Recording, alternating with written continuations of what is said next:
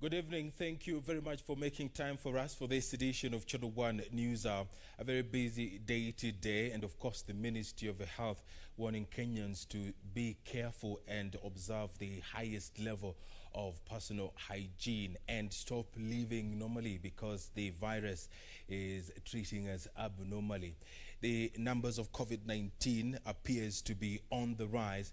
Today, the Ministry of Health did report that 397 people tested positive for coronavirus. This is out of 3,637 of those who were tested over the last 24 hours. Some good news though, 642 people recovered from this deadly virus, but 12 people, the highest number of deaths so far. And this brings the total number of confirmed cases to 14,168 out of the 249,998 of those who have been tested so far. 6,258 people have recovered from COVID-19, but 250 have succumbed to coronavirus.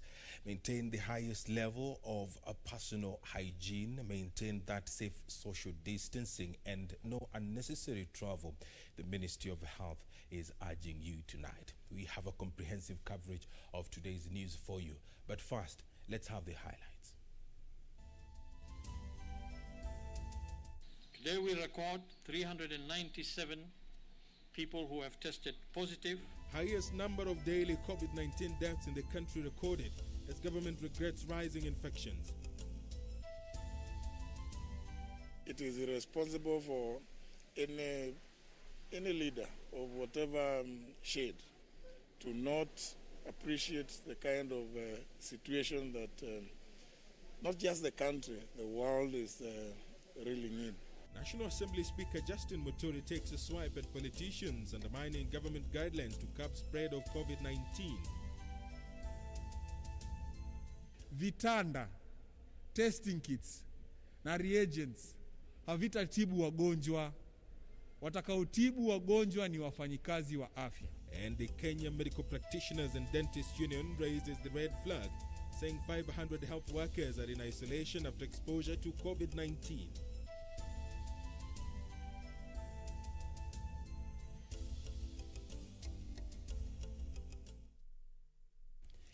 Many thanks indeed for joining us tonight. Our sign language interpreter is Lucy Mora. Here is how you can interact with us on Twitter at KBC Channel 1.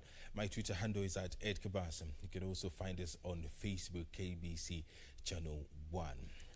Kenya Tuesday recorded 12 fatalities from COVID-19, the highest ever since the first case was reported in the country 4 months ago. This brings to 250 the total number of deaths in a day. The country recorded 397 cases in 24 hours, with fears that the curve was not about to flatten anytime soon. The Ministry of Health is now urging the elderly and those with underlying conditions who are the most vulnerable to pay attention to nutrition as a way of improving their immunity against the virus. The coronavirus infections in the country has hit the 14,000 mark after some 397 people tested positive in the last 24 hours, bringing the cumulative total tally to 14,168. During the same period, the country recorded the highest number of fatalities in a single day after 12 people succumbed to the disease, bringing the death toll to 250.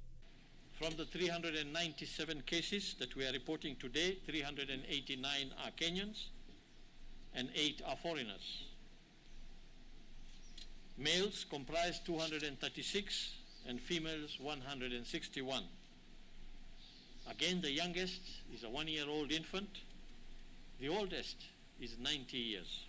The Ministry of Health now urging the elderly and those with underlying conditions to pay attention to the food they eat to increase their immune capabilities. Nutrition deserves special attention because as people reach older age, the correct diet is essential for their good health, more so than at younger ages. Healthy aging is associated with physiological, cognitive, social, and lifestyle changes that influence dietary intakes and nutritional status. From the 397 cases, Nairobi recorded 239, Kiambu 33, Machakos 23, Nyeri 17, Busia 16 cases, Nakuru 12, Mombasa 12, Kajiado 10, Migori 8, Uasin Gishu 8, Kericho 5, Nakuru 3, Laikipia 3, Kisii, Nyandarua and Lamu counties 1 case each. 642 patients were, however, discharged in the same period, and among these were 587 who were under the home-based care and 55 from various hospitals, bringing the country's recoveries to 6,258. On Friday, President Uhuru Kenyatta is expected to meet county bosses on an update regarding the county's preparedness following his directive that every county must have at least a 300 isolation bed capacity in readiness for the surging number of coronavirus cases in the country. Purity Museo, Channel 1 News, Nairobi. National Assembly Speaker Justin Muturi has asked politicians to desist from undermining the laid down rules and guidelines put by the government to curb further spread of COVID-19. Muturi's appeal came as Nairobi Senator Johnson Sakaja was released on a 15,000 shilling fine after his disobedience Friday of COVID-19 regulations. As the government continues to preach strict adherence of the COVID-19 guidelines among Kenyans, concerns are being raised on leaders who seem to be behaving in a mockery of other Kenyans, toeing the line of the rules. National Assembly Speaker Justin Muturi is apprehensive that large gatherings executed by political leaders not only violate social distancing rules, but risk spiking the spread of the deadly virus in the communities. The only available defense mechanism is, as advised by the ministry, those simple things that the ministry has been saying we should do. And therefore, my plea even to political leaders, since that is my province, I deal with them, is please save yourself and save the others. Avoid large gatherings. Muturi, while calling for discipline and collective responsibility by leaders, warned that a small degree of laxity could undermine the significant gains achieved by the country in seeking to flatten the elusive curve. It is irresponsible for any leader of whatever shade, be a politician, religious, or business, to not appreciate the kind of situation that not just the country, the world is reeling in. The lashing from Muturi came as Nairobi Senator Johnson Sakaja was forced to part with 15,000 shillings as fine for his freedom or risk 3 months imprisonment after pleading guilty of flouting COVID-19 rules. Chief Magistrate Roslyn Onganya said the court in its ruling appreciated the fact that, being the first-time offender, the senator was remorseful and even resigned from the Senate COVID-19 team. I've paid my fine, and I'll continue to urge Kenyans to follow the directives. I think the only thing I can say is, I think from yesterday, there have been a lot of messages and calls that have come in. In fact, now, people have started sending me M-Pesa. I'm telling them, please don't send. It's a tough time, so and I've handled it already. But I think the show of goodwill and just the understanding that everyone has, that these things happen. The senator was arrested alongside 3 other people on Friday night after they were caught drinking at a bar in Nairobi's Kilimani area after 1 a.m. Ben Chumba, reporting for Channel 1 News. Thank you, Ben Chumba, for that report. The Kenya Medical Practitioners and Dentists Union now claims over 500 healthcare workers have been exposed to COVID-19 and are in isolation, straining the workforce at the front line in combating the pandemic. According to the union, the country has already lost 3 healthcare workers, making the situation even more threatening. The union is now demanding that the government employs an additional 1,000 doctors to bridge the acute shortage, or its members down their tools in 2 weeks. In April this year, government pledged to hire over 1,000 doctors recommended by the National COVID-19 Committee to help in the implementation of the free medical services through the universal health coverage. The process to recruit the doctors was aimed at boosting the existing workforce in the face of the coronavirus pandemic. But the delay in hiring the health workers is now a matter of concern to the Kenya Medical Practitioners and Dentists Union. This is our plea to the government. Make sure you continually beef up the number of healthcare workers. We've sung this song, we've said it before, we are saying it again today. Employ more healthcare workers to take care of Kenyans, because you are having more of them being in isolation because you're already in the community stage of the disease.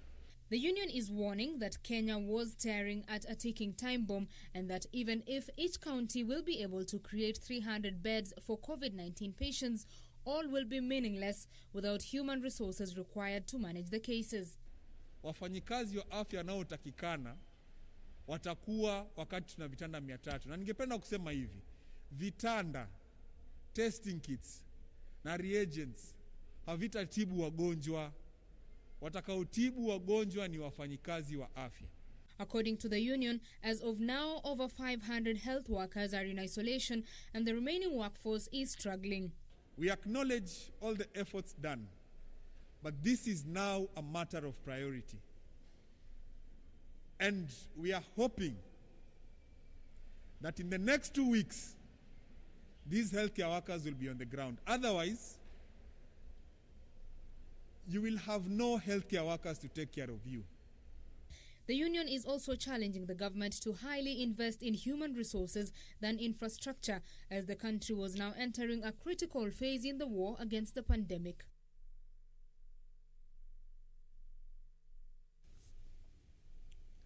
You are watching Channel 1 News. A quick break here. Don't go anywhere. We still have plenty more lined up for you. This includes news from Kirinyaga County, where Governor Anwar Guru met the devolution committee of the Senate. Of course, the governor is battling to ensure that things do work out for her and the county assembly. Don't go anywhere.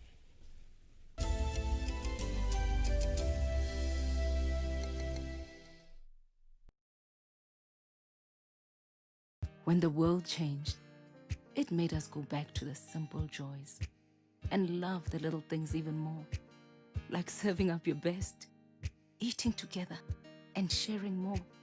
Now, we'll take nothing for granted and always remember to taste the simple joys.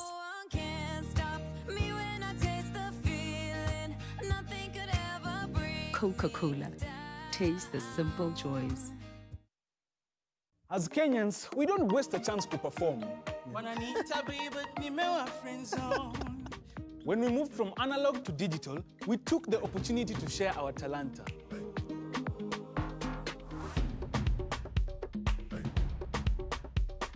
And the rise of local radio represented our voices mtaani. It is important that we don't forget that. And now, in these difficult times, free educational shows are helping our children learn from home. And new ICT and educational platforms are going to make sure that no one is left behind. Mawasiliano kwetu, nguvu kwako. The Communications Authority of Kenya. Opening your world. Je, ungependa kujua jinsi ninavyojizuia kuambukizwa au kuambukizana virusi vya korona? Ni rahisi. Mwanzo, ninaziendesha shughuli zangu zote za kikazi na hata za kibiashara kutoka papa hapa nyumbani kwangu. Baadaye, ninaitunza mwili wangu vyema kwa kuiweka katika hali iliyo sawa kupitia mazoezi ya mara kwa mara na pia lishe bora. Mwishowe, ninaungana na jamii yangu pamoja na marafiki zangu kupitia njia ya simu au mtandao ili kuzuia dhiki na upweke wakati huu mgumu. Kumbuka, haijalishi kama uko na virusi vya korona au la, salia nyumbani. Uokoe maisha.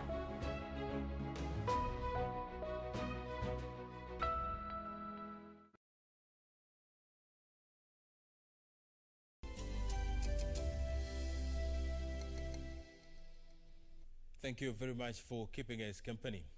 The Controller of Budget, Margaret Nyakango, has weighed in on the ongoing standoff between Kirinyaga County Executive and the County Assembly over the 2020-2021 spending projections. The Controller of Budget says the County Assembly erred in approving the 2020-2021 county budget estimates and appropriations bill. The budget estimates, whose implementation has since been stayed by the court, proposes the reduction of salaries for doctors and nurses. There appears to be no let-up in the ongoing impasse between the Kirinyaga County Executive and members of the County Assembly. Governor Anne Waiguru on Tuesday got the support of the Controller of Budget, who faulted the ward representatives for violating the law in approving the 2020-2021 budget estimates.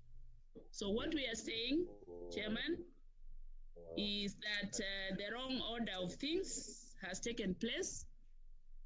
Instead of the County Assembly receiving what is prepared by the CEC, they instead went ahead and prepared the budget themselves. So this we consider to be the wrong order of things. In the estimates, the MC has drastically reduced proposed budgetary allocation to various departments in the county, among them health, whose budget was reduced by a massive 300 million shillings. You cannot cut healthcare salaries by 300 million and allocate to ward offices. We ground healthcare in Kirinyaga. We close all the hospitals so that we can have offices. We understand the political issues and everybody understands the needs to prepare for next year. According to the Controller of Budget, Margaret Nyakango, the County Assembly contravened the Public Finance Management Act and the accompanying regulations when it altered the Executive's budget by more than 1%. I need to report that the Governor had requested that they be allowed to spend under vote on account so that they could access 50% of their budget. However, with an injunction in place, Chairman, I wish to inform you that the matter gets a little complicated because the only way the county will get the vote on account is through a court order.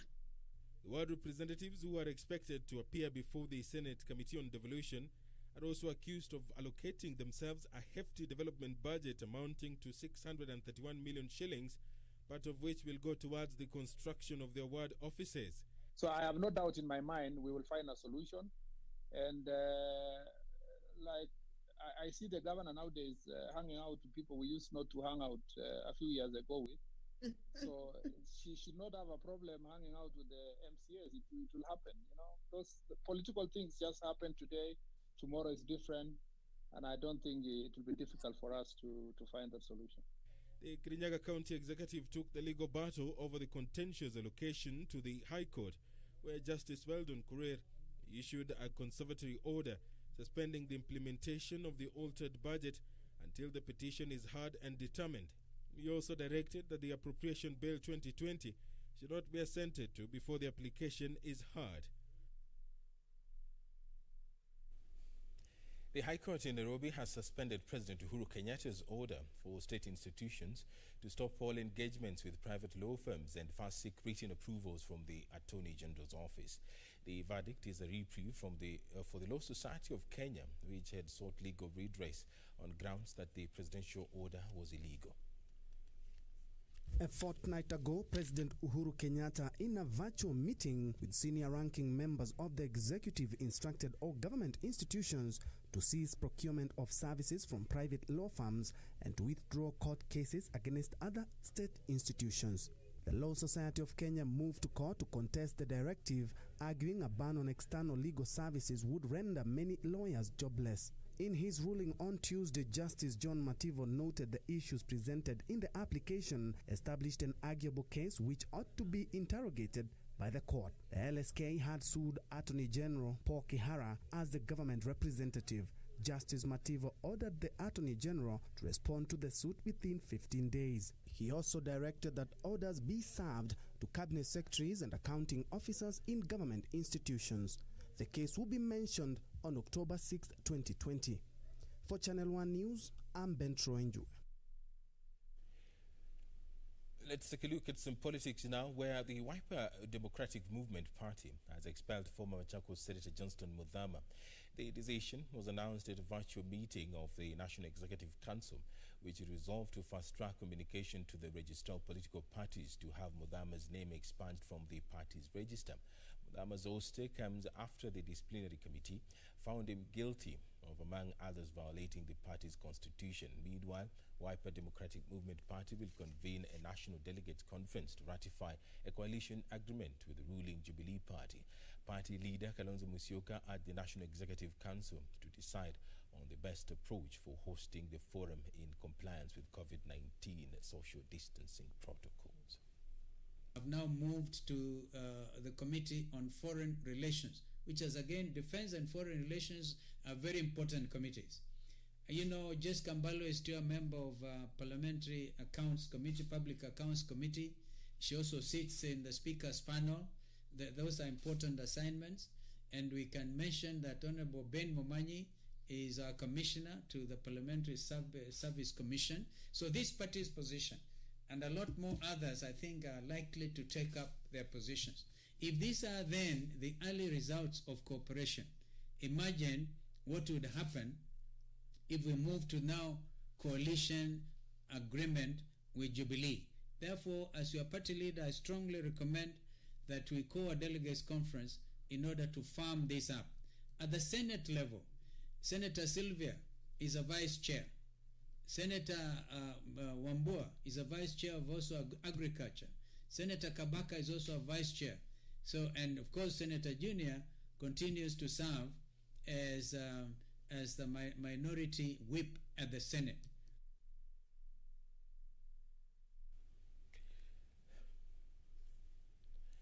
Mombasa's Marikiti market has been reopened after 3 months of closure following the coronavirus outbreak. Mombasa Governor Ali Hassan Joho, while reopening the now refurbished market, said there was need to resuscitate and open the economy that would in turn uplift the livelihoods of the residents.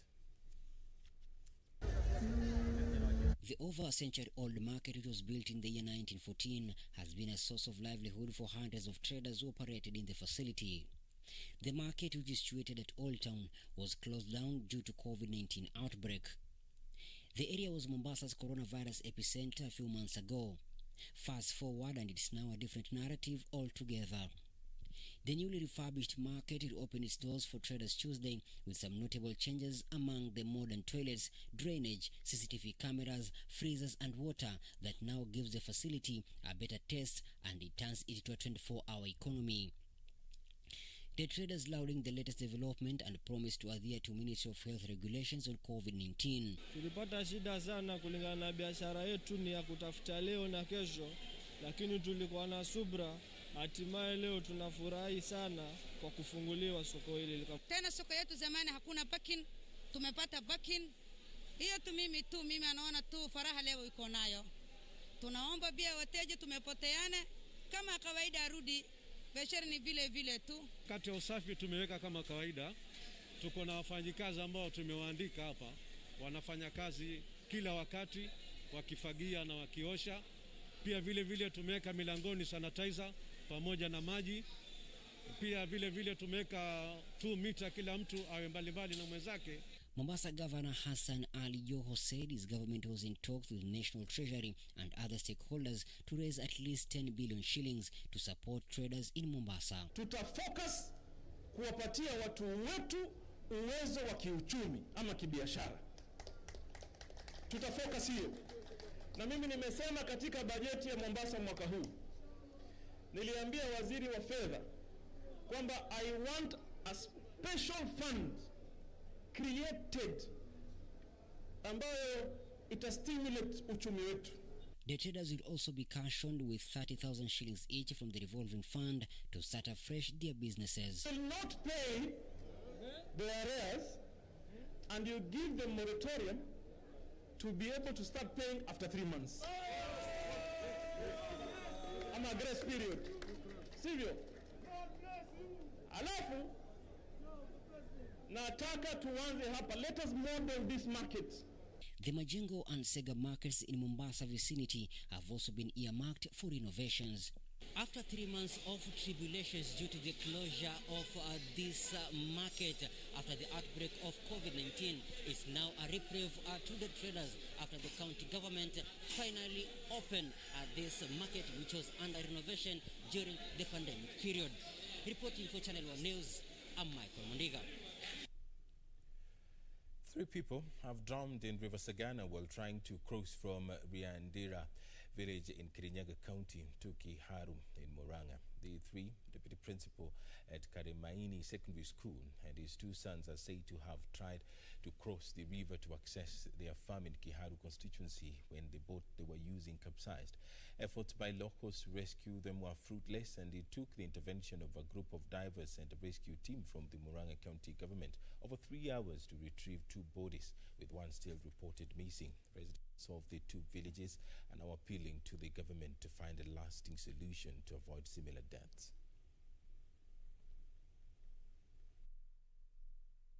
Tumekuwa tumefanya kazi naye kama walimu, akakuja leo, alikuwa anakuja kwa shamba ili aweze kuonyesha watoto wake kulima. Hii njia iko hapa ni njia mbaya sana, inazunguka sana. Kwa hivyo akaona ni vizuri akuje hapa juu kuna boat wavuke. Lakini kwa bahati mbaya ile boat walikuwa wanatumia ikazama. Nilikuwa huko juu nikaona wakibebwa na maji. Nilisikia duru, nikateremka, kufika nikapata ni watu wamebebwa. Mwenye mfanyakazi wao ndo akasema ni huyo baba na watoto wake. Sasa nilipofika walikuwa wamejishikiria kwa hiyo boat, then wakakaa wakaiacha. Sasa ndo wakabebwa na maji. Kuna eneo la Murang'a na hii ni Kirinyaga, tukitaka kuomba serikali, sababu kuna miji kadhaa ambayo inapakana na Kirinyaga, waweze kutuwekea madaraja, sababu hili eneo hao watu wanakuwa kama wamefugiwa. Tungetaka kuomba sana tuwekewe hizo madaraja ndio tuzuie vifo za aina. Kitu kama 1 month ago bado tulipoteza wamama kadhaa kwa hii mto Sagana tu.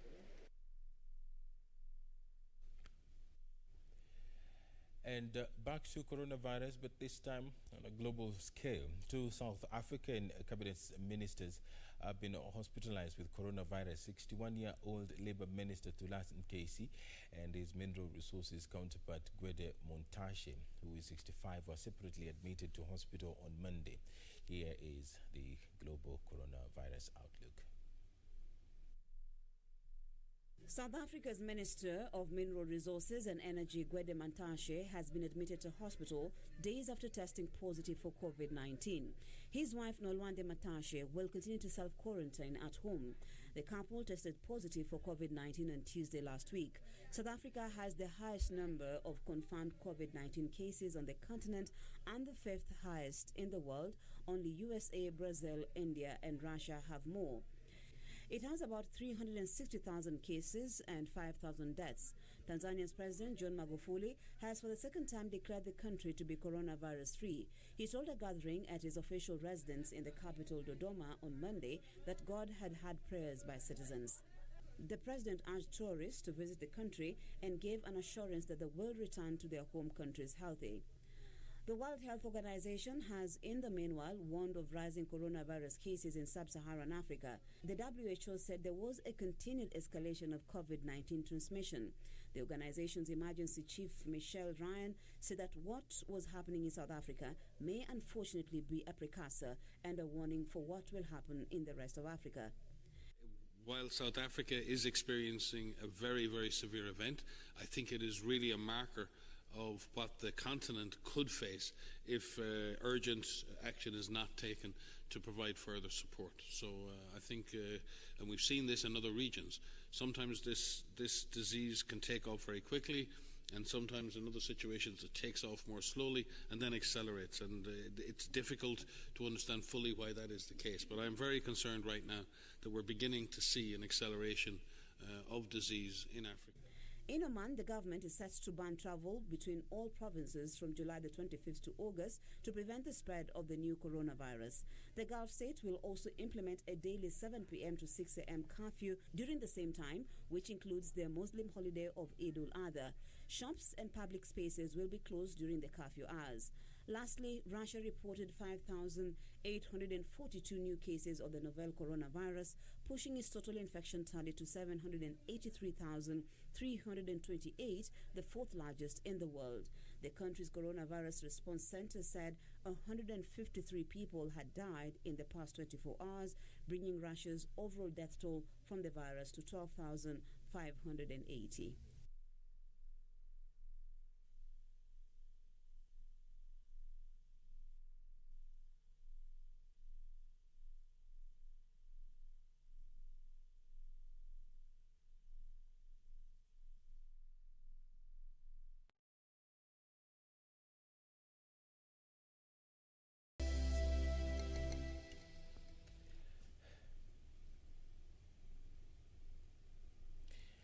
We do apologize for that technical hitch, but many thanks for staying with us. The Ministry of Devolution and Arsal Areas is planning to empower herders in Laikipia, Samburu and Isiolo counties with resources in a bid to end the perennial conflict over pasture and water. Devolution Chief Administrative Secretary Abdul Bahari said the government is committed to end the clashes that mostly pit ranch owners and herders against each other. This and more stories in news making headlines in the counties. The Ministry of Devolution and Arsal Areas has partnered with the Laikipia Nature Conservancy to formulate a controlled access of pastures at isolated portions of land by the herders where the animals will be fattened ready for sale. Devolution Chief Administrative Secretary Abdul Bahari said the government is committed towards improving the livelihood of herders, urging them to make sure that they are benefiting from their animals through sale instead of waiting for the drought season. Na hata isipoonyesha watakuwa wanafaidika na hiyo maji. Kuna sehemu ambao wananchi wenyewe wanaweza chota maji, mifugo wanakunywa maji upande ule mwingine, na hiyo tayari imebadilisha matumaini yao, imebadilisha maisha yao forever and ever.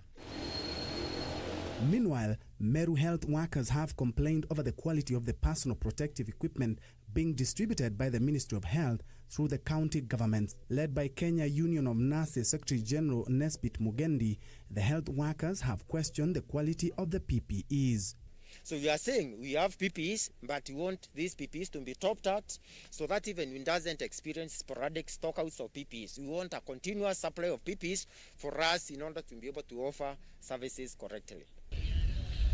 Elsewhere, Equity Bank, in conjunction with the national government, has embarked on a program to supply PPEs manufactured locally to counties to fight COVID-19. Here we have gumboots, we have gloves, we have the masks, we have the hair gear, the shoe gears, everything that should be donned to a particular frontline worker to make him or her at least safe when handling the patients. Elsewhere, leaders in Nyandarua County have called on the local county government to work closely with youth hired under the Kazi Mtaani initiative to supplement their work in the region. I would want to request Waziri and the office of the governor to actually transform Olkarao town to a higher level, and we can do it.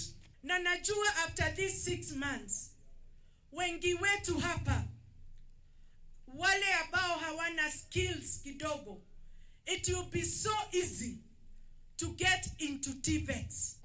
Finally, residents of Kisumu have staged a peaceful demonstration to protest the killing of 3 people by an alleged drunk driver. They can protect themselves. The locals claim the 3 who were on a motorbike were hit by a speeding car along the Kondela Kibos Road on Saturday night. They claim police have been reluctant to apprehend the alleged driver, who seems to enjoy protection. The person arraigned before court who was the driver are yet to be investigated.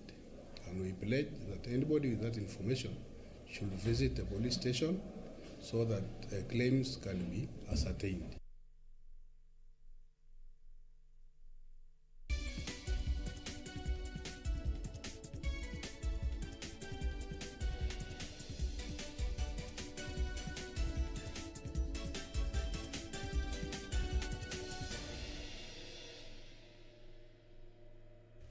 Let's take a look at some business news now. Those contracted under the government's affordable housing program risk being blacklisted and their tenders cancelled if they do not complete their projects within the stipulated time. Housing Chief Administrative Secretary Wavinya Ndeiti says delays in completing the projects are leading to additional costs, making the affordable housing scheme more expensive.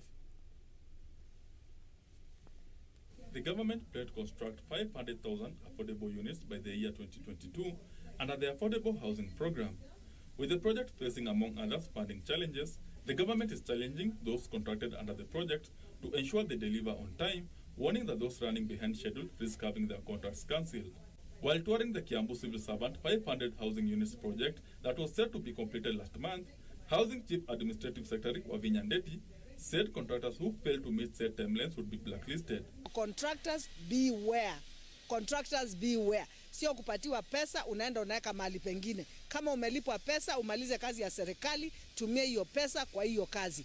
Otherwise utablacklistiwa. So far, the contractor working on the Kiambu Civil Servants housing project has been paid 688 million shillings, an amount that Wavinya says is not reflecting on work done. Angalia kazi zingine tu ni vile watu hawajaplan vizuri. You know, you must plan. If you move from point A, you go to B, you go to what, ndio umalize haraka. Lakini ukishika hapa na hapa, saa ingine inakuwa ngumu kufanya nini? Kumaliza. Over 200 affordable housing units in Nairobi have been completed, with allotment process ongoing. Benson Rioba reporting for Channel 1 Business. And in other business matters, bars in Kiambu have been given until the end of the week to close shop before they are forcibly shut for flouting COVID-19 rules. Kiambu County Governor gave the warning, saying some hotels and restaurants are selling alcohol against the stipulated COVID-19 containment regulations. Kiambu County has the third highest COVID-19 caseload at 856 cases after recording 33 new cases on Tuesday. This has jolted the Kiambu County government to rein in on exposure spots, including markets, bars, hotels, and retail outlets. County Governor James Nyoro says bars are operating illegally, with some eateries selling alcohol to customers. Hata bars zinafunga mlango, wanakunywa huko ndani. Wengine wanaoperate bar and restaurant. Kwa hivyo wanauza chakula upande moja, upande mwingine wanauza pombe. That the sale of bars remain closed and the sale of alcohol is limited to takeaway only. Nyoro warned that those found selling alcoholic drinks will have their premises closed and licenses revoked. Kama wewe unauza pombe, ufunge kutoka leo mpaka Friday. Wiki ijayo tutakujia. Tukikujia tutafunga kwa lazima na tutakansel license yako na hutapata license yoyote katika Kiambu. Some residents have welcomed the move, saying it will help contain the spread of COVID-19 in the area. Kwanza kabisa tuupokee ule mwelekeo ambao umetolewa na gavana jimbo hili la Kiambu County, ambao unaangazia kufunga vile vyumba ambavyo vinaangazia haswa na kuuza vileo. It is a very important step in the right direction on this fight against COVID-19, because our entertainment place has become the biggest source of the contraction of this virus. Open air markets and retail outlets will also be closed down next week for fumigation. Betty Kiptum, Channel 1 Business. The government is concerned that some unscrupulous business operators are taking advantage of the COVID-19 pandemic to flood the country with low-quality masks, sanitizers and soap, which were posing fresh risks to Kenyans. Here's Betty Kiptum with that report. Illicit trade costs the Kenyan economy tens of billions of shillings annually. High demand for protective gear has seen unscrupulous business operators now ship in low-quality masks, sanitizers and soaps. Trade Chief Administrative Secretary Lawrence Karanja said that illicit goods not only endanger health but also denies the government revenue. Its contribution was even higher than the contribution by the manufacturing sector. Therefore, this is a war we must fight, and we must fight it together. Some of the products which are being sold are pharmaceutical products. Other goods are substandard. They are food which are substandard or whose quality cannot be guaranteed. therefore posing health challenges. Officials from the Anti-Counterfeit Authority say the contraband increased economic waste in the country and similarly singled out agricultural inputs, electronics and foodstuffs, noting that counterfeiters employ deceitful strategies to cover their illicit distribution trails. And being a hub of counterfeiters, it is affecting our industries. And even people who may want to set up industries here, they will be afraid knowing that once they set up their industries, counterfeiters will immediately come and start counterfeiting. Mutahi asked Kenyans not to be enticed by cheap prices but mind their well-being by only buying quality products even if they are costlier. Betty Kiptum, Channel 1 Business. And now to some business news making headlines further afield. European Union leaders have struck a deal on a huge post-coronavirus recovery package following a fortnight of talks. The deal involves 750 billion euros in grants and loans to counter the impact of the pandemic in the 27-member bloc. Here are the details of this and other stories from across our borders. European Union member states were largely split between those hit hardest by the outbreak and keen to revive their economies and those more concerned about the cost of the recovery plan. The deal centers on a 390 billion euros program of grants to member states hardest hit by the pandemic. A further 360 billion euros in low-interest loans will be available to members of the bloc. It is the biggest joint borrowing ever agreed by the European Union. The package will now face more technical negotiations by member states and need ratification by the European Parliament. Meanwhile, the coffee industry is worth hundreds of billions of dollars, but it's not always fair to those who work the hardest. In Mexico, one collective is seeking to change that. When it comes to global economics, a general rule is that the greater the demand for a product, the more money it can be sold for, but not when it comes to coffee. Since 2012, the coffee market worldwide has grown by more than 50%, generating some $430 billion in yearly revenue today. Yet producers say they are not getting paid anymore for their crop. Finally, German department store giant Galeria Karstadt Kaufhof is set to close 56 branches in 47 cities across the country due to the ensuing crisis caused by the COVID-19 pandemic, which has led to the company's bankruptcy.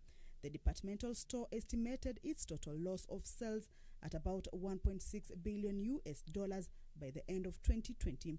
To mitigate the impact of the COVID-19 pandemic on the economy, German Chancellor Angela Merkel has introduced an economic stimulus package worth $148 billion, which will cover the temporary reduction of both the main value-added tax rate from 19% to 16% and also the usual VAT rate for hospitality from 7% to 5% for 6 months.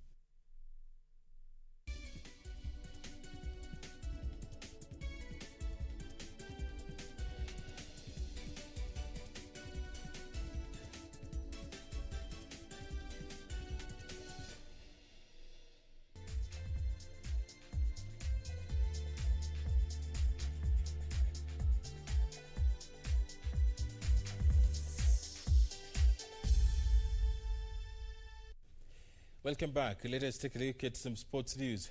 Kenya National Rally Championship, KNRC, Premier Class driver Eric Bengi believes the much-awaited comeback of the fabled Safari Rally to the FIA World Rally Championship calendar is a perfect opportunity to reignite local talent. The former KNRC two-wheel Division 1 and Group N champion also believes racing against the big boys of WRC will trigger the much-needed gusto for locals to attack. Bengi will be one of the many drivers from the current crop of Kenya National Rally Championship speed specters to debut the iconic World Rally Championship Safari, which will be held next year. From the current group of KNRC drivers, only reigning Kenya and Safari champion Baldev Chaga, Ian Duncan and Carl Flash Tundo have graced the World Rally Championship Safari event. Legendary Duncan was the last Kenyan driver to lay his hands on a WRC Safari title, when he won the 42nd Trust Bank Safari Rally in 1994. This year we had intended to, as much as possible, keep our pace high, see whether we can maintain our top 5 position. It's another level of learning to compete at that level. First and foremost, let me say safari is such a good thing to happen. Kenya in Africa has been ranked to be one country with the amongst the best drivers in the continent. Duncan, Mike Killand, Vic Preston Senior and Junior, Shaka Menta, Jodiga Sain and Patrick Njiro were among the locals who featured prominently back in the safari days.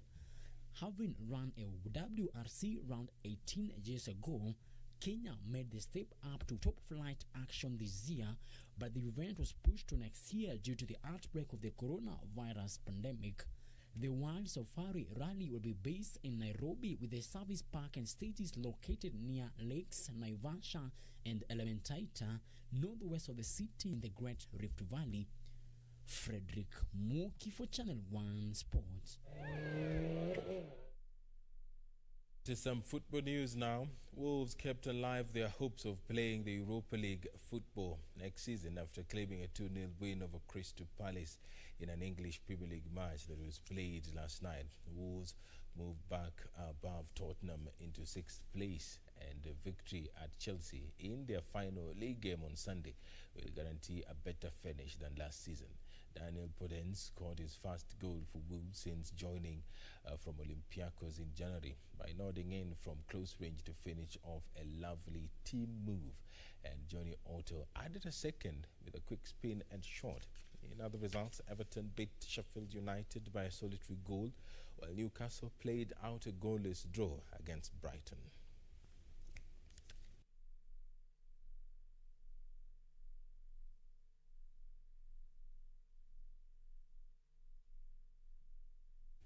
And the Men's Cricket T20 World Cup, scheduled to be held in Australia later this year, has been postponed due to the coronavirus pandemic. The tournament was due to take place between 18th October and 15th November.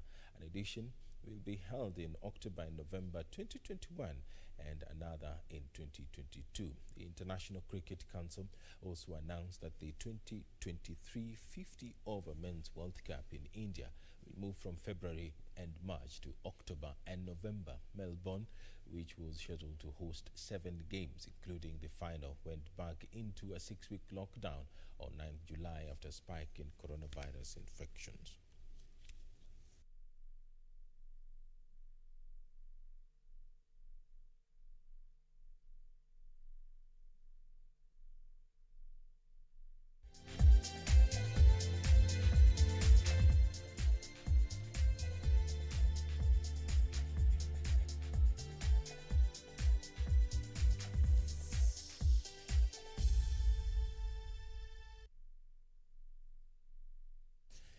Well, that does it for us for this edition of Channel 1 News Hour.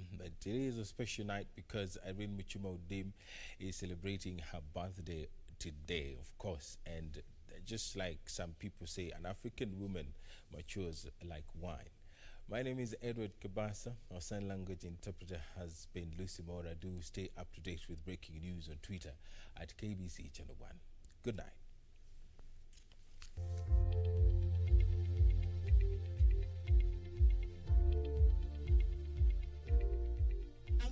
Kabasa, and many thanks to you from wherever you are. This is Channel 1 Weather Updates.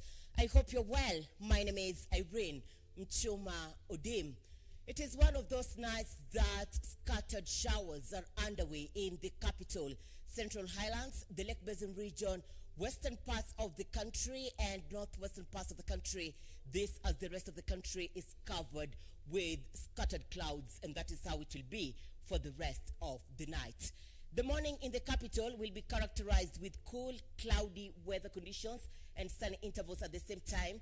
Similar weather conditions will prevail in Meru and Nyeri.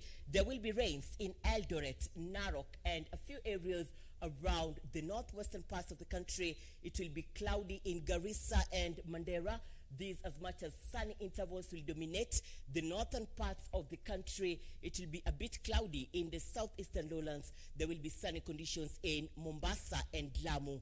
This as the capital experience sunny intervals over few places. In the afternoon, we'll see showers accompanied by thunderstorms dominating the western parts of the country. Similarly, in the western parts of the country, a few areas over the northwestern parts of the country will experience wet conditions. Sunny conditions will continue over the northeastern parts of the country, and the southeastern lowlands, it will be sunny at the coastal strip. Temperatures in the Lake Basin region tonight stand at 18 degrees Celsius. Kisumu will tomorrow experience maximum of 26 degrees Celsius. The highest temperatures across the country will be experienced in Wajir, and that will be at 33 degrees Celsius. That is how weather is shaping up in the home country. Let's now cross the borders and see how it will be in other parts of the world. Be warm and see you tomorrow. God willing.